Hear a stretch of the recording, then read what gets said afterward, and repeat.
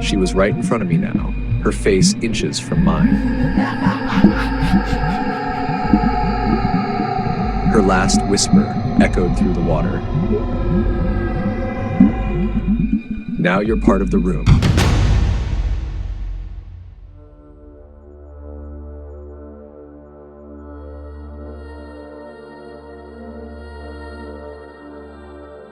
The darkness swallowed everything. Then, a sudden gasp tore out of my lungs. I was lying on the floor of room 7. No water, no ghost, just silence. My clothes were dry, the carpet was dry, the mirror was clean. For a moment, I thought I had imagined everything. But then, I heard breathing.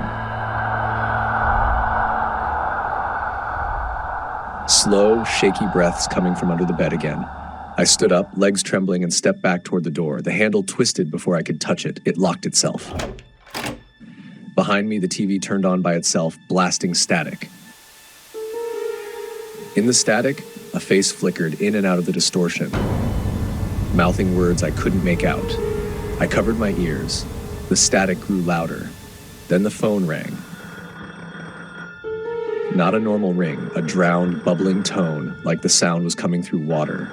My hand shook as I reached for it. Before I could speak, her voice seeped through the line. "You're still here, Daniel." I dropped the phone. It hit the floor but kept ringing and ringing and ringing. The walls began to drip again. Clear water at first, then darker, thicker, until the entire room smelled like a rotting lake. I ran to the door and slammed my shoulder into it, over and over. It didn't move. Behind me, something walked across the room, slow, dragging footsteps. But the steps didn't splash, they didn't disturb the water. I didn't turn. I couldn't. Her voice floated close to my ear again, but I could hear her breathing on the back of my neck.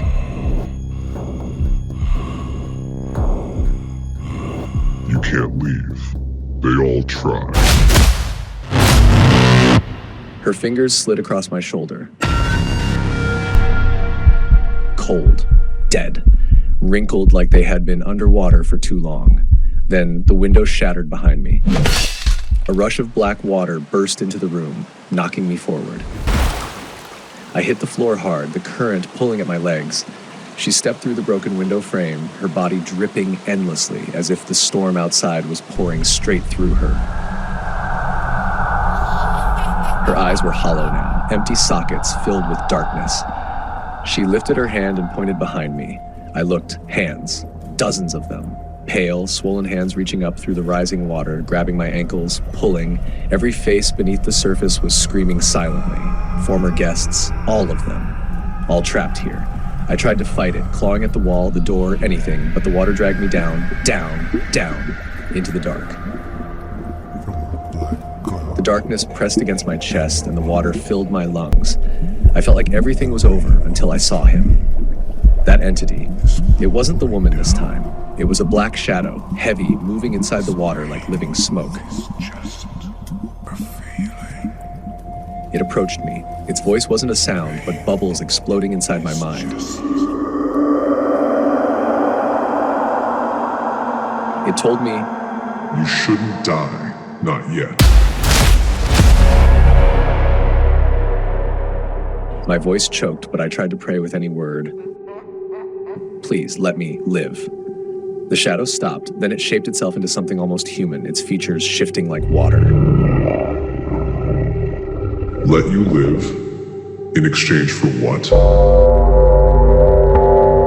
I fell to my knees inside the black water, breathing hard. Anything, just let me out. I felt its hand, if it was a hand, grasp my face. It was cold as death itself. "The room needs new voices. It needs life to feed. Be the one who brings them, and I will return you."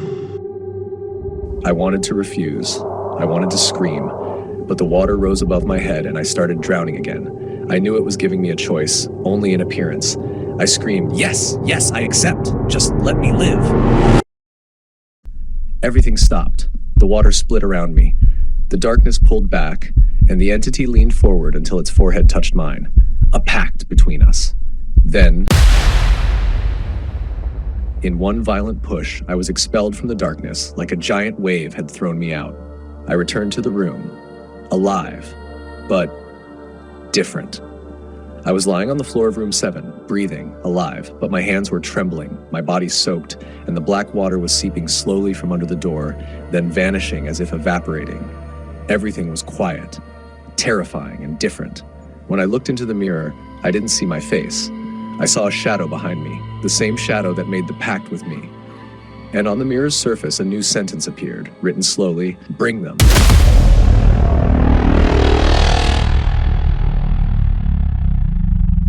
The next night, at exactly 3:07 a.m., a voice appeared in my head, the entity's voice telling me, 3 travelers stopped on the road. Call them here. I couldn't resist. It wasn't a command. It was like it was steering my heart. I left the room for the first time, felt like my steps didn't belong to me. I stood outside the motel under the rain, and I saw a car pulled over on the opposite side of the road. 3 people, lost, exhausted. I waved at them with a smile I couldn't control. I said, "If you need a place to sleep, room 7 is empty." Now, why am I telling this? Because I survived, but at a price. Because every scream you hear at night, every drop of water that slips from under room 7's door, or every disappearance that happens here, I'm the reason. Because I promised. Because I'm alive. And because the room is always hungry. This is the truth. I'm not a survivor. I'm the guardian.